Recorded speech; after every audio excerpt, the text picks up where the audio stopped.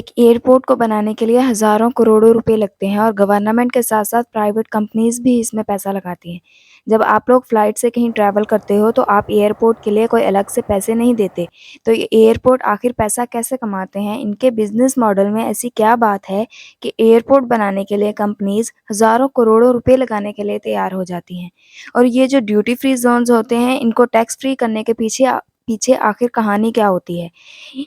और आपको एयरपोर्ट पर सस्ती चीज़ें इतनी महँगी कीमतों पर क्यों दी जाती हैं? ये सारी चीज़ें आज हम डिस्कस करेंगे डिटेल में ताकि अगली मर्तबा जब भी आप एयरपोर्ट पर जाएँ, तो आपको पता हो कि आपका पैसा कैसे इस्तेमाल हो रहा है। देखिए, एक एयरपोर्ट को बनाने में कितना खर्चा आएगा, ये बहुत सारी चीज़ों पर डिपेंड करता है, जैसे location, size, facilities, infrastructure, land acquisition cost कितनी है उस पर्टिकुलर एरिया की, ये सारी चीज़ों पर डिपेंड करता है। जैसे कि हम एक एयरपोर्ट की मिसाल देते हैं, जैसे दुबई इंटरनेशनल एयरपोर्ट। इसको बनाने में 4.5 बिलियन तक का खर्चा हुआ है। इस एयरपोर्ट की ओनर और ऑपरेटर एक कंपनी है, जैसे दुबई एयरपोर्ट कंपनी। इस कंपनी ने 1960 में दुबई इंटरनेशनल एयरपोर्ट की बुनियाद रखी और हर साल तकरीबन 75 मिलियन से 19 million passengers Dubai international airport से ट्रैवल करते हैं। 2019 में दुबई इंटरनेशनल एयरपोर्ट की पर ईयर अर्निंग 11 खरब 80 अरब रुपए के करीब थी और ये साल ब साल चेंज होती है क्योंकि पैसेंजर्स की तादाद हर साल वेरी करती है। एयरपोर्ट को चलाने के लिए करोड़ों रुपए लगते हैं और मसलन इसके एम्प्लॉइज़ की सैलरी, रनवेज़ को अगर रिपेयर करना हो तो उस पर खर्चा होता है और दूसरे यूटिलिटी बिल्स मसलन बिजली, पानी, गैस वगैरह के बिल होते हैं। एयरपोर्ट की सेफ्टी और सिक्योरिटी पर खर्चा होता है और भी बहुत सी चीज़ें हैं जिसको मैनेज करने के बाद एयरपोर्ट का सिस्टम प्रॉपर वर्क करता है। प्राइवेट कंपनीज़ पहले इतना खर्चा करके एयरपोर्ट बनाती हैं और फिर लोगों पर भी खर्चा करती हैं, मसलन एक बंदे पर तकरीबन 2000 रुपए का खर्चा हो जाता है। ये कोई एक्यूरेट अमाउंट नहीं है कि 2000 रुपए ही खर्चा होता है, ये आगे-पीछे भी हो सकता है। अब एयरपोर्ट जो इतना खर्चा करते हैं, इन्हें इसे वापस भी वसूलना होता है और वो भी प्रॉफ़िट के साथ। तो ये सब होता कैसे है? अब ये जो एयरलाइन्स होती हैं, उनको एयरपोर्ट पर उतरने के लिए चार्जेज़ लगते हैं और ये चार्जेज़ वो आपकी टिकट में ऐड करते हैं और एयरलाइन्स को लैंडिंग करने के लिए भी पैसा देना होता है और इसके अलावा इन्हें पार्किंग फ़ीस भी देनी होती है और ये पार्किंग फ़ीस उस हिसाब से ली जाती है जितनी देर एयरक्राफ्ट पार्किंग एरिया में खड़े रहते हैं। इसके अलावा हर पैसेंजर पर सर्विस फ़ीस लगती है, जैसे पैसेंजर सिक्योरिटी फ़ीस, पैसेंजर को दी जाने वाली फैसिलिटीज़ की फ़ीस लगती है, ये फ़ीस आपके टिकट में भी मेंशन होती है। इसके अलावा ये जो एरो ब्रिजेज़ हैं, जो एयरपोर्ट वाले एयरक्राफ्ट्स को देते हैं, उनके पैसेंजर्स को उतरने और अंदर जाने के लिए, उन पर भी चार्जेज़ लगाए जाते हैं। अब इसके अलावा एयरलाइन्स को हर पैसेंजर का चार्ज एयरपोर्ट वालों को देना होता है। मसलन हर एक पैसेंजर का चार्ज होता है और एक एयरलाइन में अगर 300 पैसेंजर्स जा सकते हैं, तो 300 पैसेंजर्स के हिसाब से उसे चार्जेज़ देने होंगे।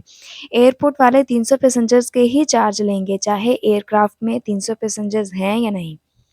अब ये जो चार्जेज़ हैं, वो एयरपोर्ट वाले एयरलाइन से लेते हैं और एयरलाइन्स वाले आपसे लेते हैं। इसमें जो सारे चार्जेज़ होते हैं, वो सारे आपसे ही लिए जाते हैं। अब एयरपोर्ट वाले जो पैसेंजर्स पर खर्चा करते हैं, उसका 50% तो वो ऐसे ही निकाल लेते हैं। इसके बाद एयरलाइन्स वाले डिसाइड करते हैं कि टिकट कितने रुपए की होगी और एयरपोर्ट वालों को चार्जेज़ देने के बाद मुनाफ़ा भी इसी टिकट से वसूल करते हैं।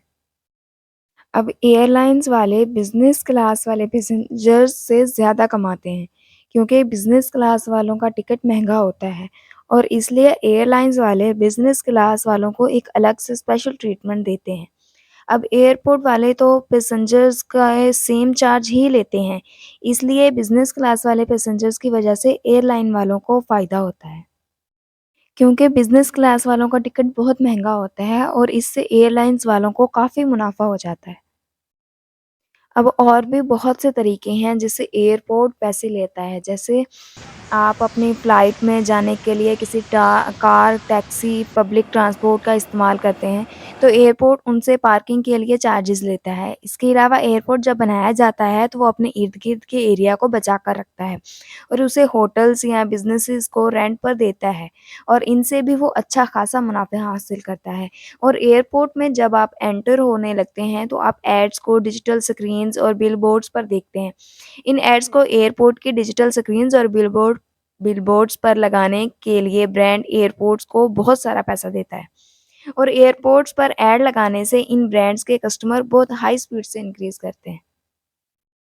अब इसके अलावा जब आप एयरपोर्ट के अंदर एंटर होते हो तो ऐसा लगता है जैसे आप एक मॉल के अंदर एंटर हो रहे हो और जब एयरपोर्ट के अंदर एंटर होते हैं तो ₹20 की चीज़ भी आपको ₹100 की मिलने लगती है और अगर आप ने शॉपिंग का सोच लिया तो बात हज़ारों तक पहुँच जाती है।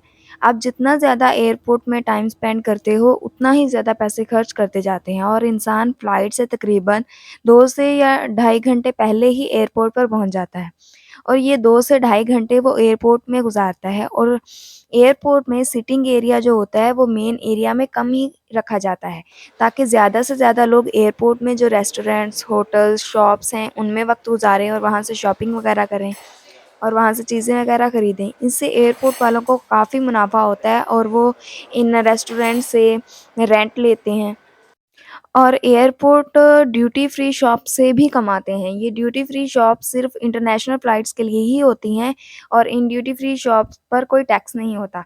मसलन आप किसी एक मुल्क से दूसरे मुल्क में ट्रैवल कर रहे हो, तो वहाँ से जो भी चीज़ खरीदोगे उसका वहाँ भी आपको टैक्स देना होगा, दूसरे मुल्क में भी इस सामान का टैक्स देना होता था।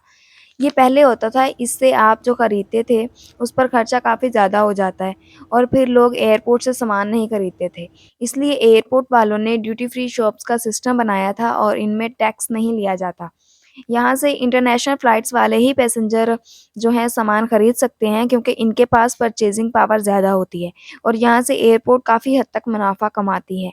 और ये नहीं है कि ये जितनी मर्ज़ी शॉपिंग कर सकते हैं इन ड्यूटी फ्री शॉप से, उसकी भी एक लिमिट होती है। जैसे एक पैसेंजर्स ड्यूटी फ्री शॉप से सिर्फ़ ₹25,000 तक की शॉपिंग कर सकता है। इस तरह एयरपोर्ट वाले पैसेंजर से ही पैसा कमाते हैं और एयरपोर्ट पर होने वाले सारे खर्चों को निकाल कर भी इसमें से वो मुनाफ़ा कमाते हैं।